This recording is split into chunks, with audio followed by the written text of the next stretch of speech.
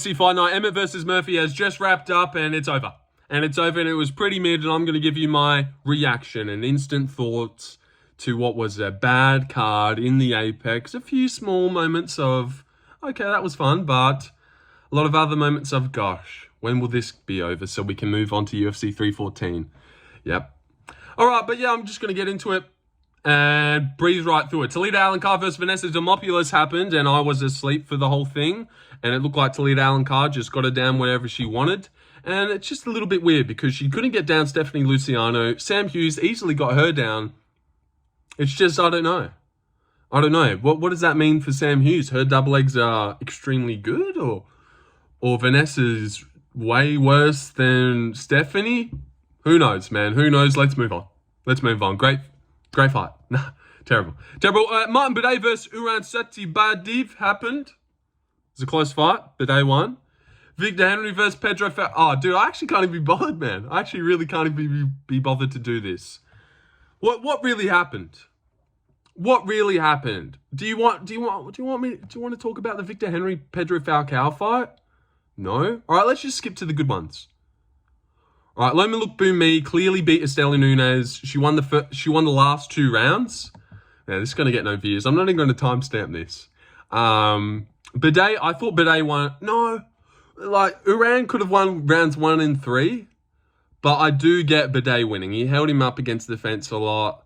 And that's a toughie. He only took that on short notice. He weighed in at 222 pounds. Bidet was 265. Bidet sucks, man. Bidet sucks. That Uran guy, he just didn't do enough, though. At the same time, wobbled Bidet badly in round 3. So I actually thought he could have won rounds 1 and 3. I gave him round 3. You have to give him round 3. He wobbled him so badly that it negates the clinch stuff.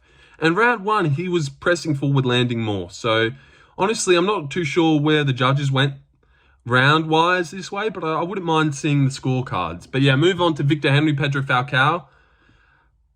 Yeah, Pedro just kept taking him down. I picked Pedro Falcao, idiot. I didn't even really have a reason to. I've only ever seen this guy fight once on short notice. I just didn't want to trust Victor Henry. Even though I picked Victor Henry to beat Charles Jourdain. I'm a weird guy. But yeah, Victor Henry won. He just would land. He would end up on top. Pedro would get him down and try and take the back. He would just go for too much stuff and, like, keep dominant position, man. Whatever. Loma Lookboonmee beat Estela Nunes, pulled herself on bottom in the first round and then won the last 2 rounds. Pretty clear. Estela Nunes had her hand up like she won and then was shocked when she lost. She got up from off bottom when the horn sounded for round 3 at the end and put her hands up like she had won. Just the craziest thing. You clearly lost every round except for the first round where Loma decided to lose. Loma's really good and her striking is elite and she beats a lot of girls, but it seems like she makes dumb decisions. Rhys McKee versus Daniel Frunze. Rhys McKee has bricks in his hands. Seriously, how am I supposed to know this one? I know Guru picked Rhys McKee and he was a good underdog. So did Minty Betts, the lovely Minty Betts. She picked him.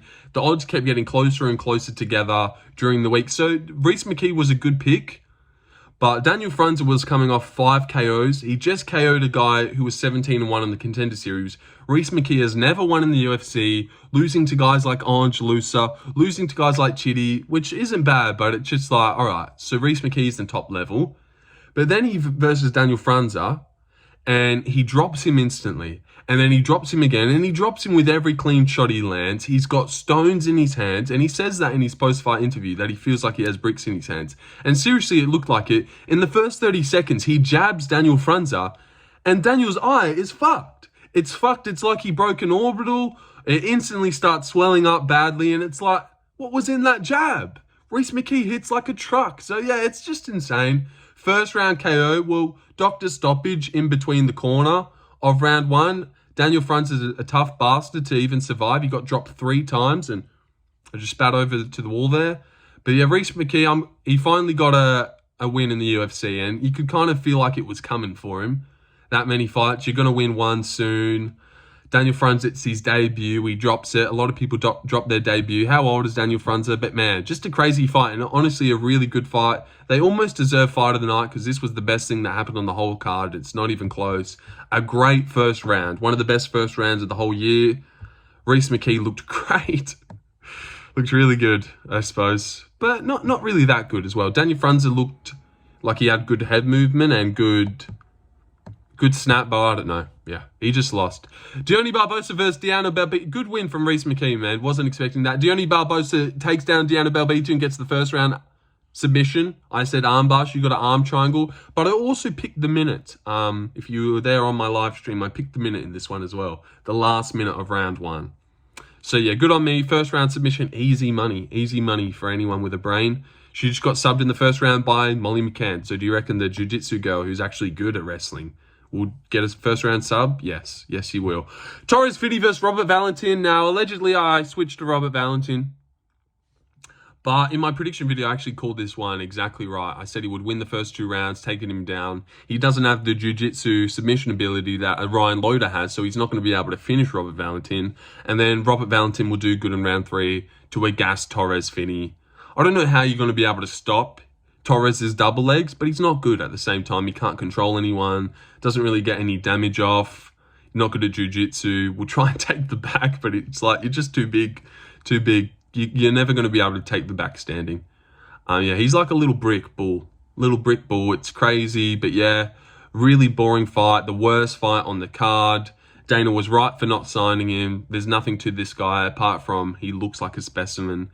But yeah, he's not really that good. But like 3 rounds against Brendan Allen, probably wins the first 2, taking him down. I don't know who's going to stuff the takedowns in the first 2 rounds enough.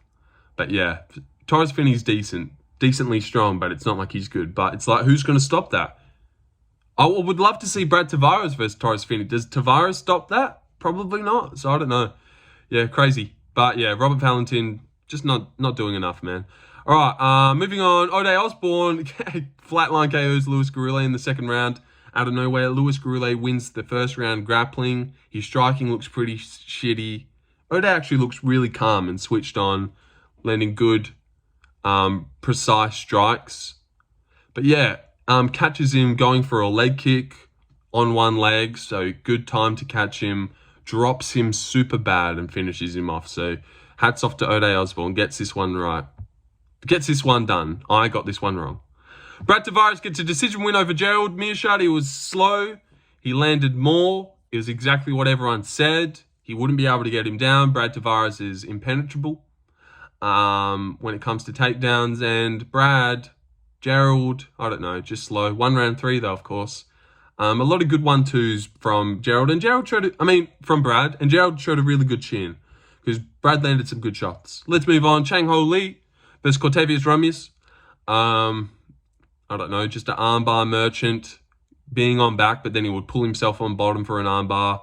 Chang Ho Lee mounts him and finishes him. I think he missed weight. I think he's missed weight for both his UFC fights. Just get rid of him, I suppose, man. Get rid of him. Yeah, Chang Ho Lee TKOs in mount. Pat Sabatini dominates Joe Anderson Brito every single round.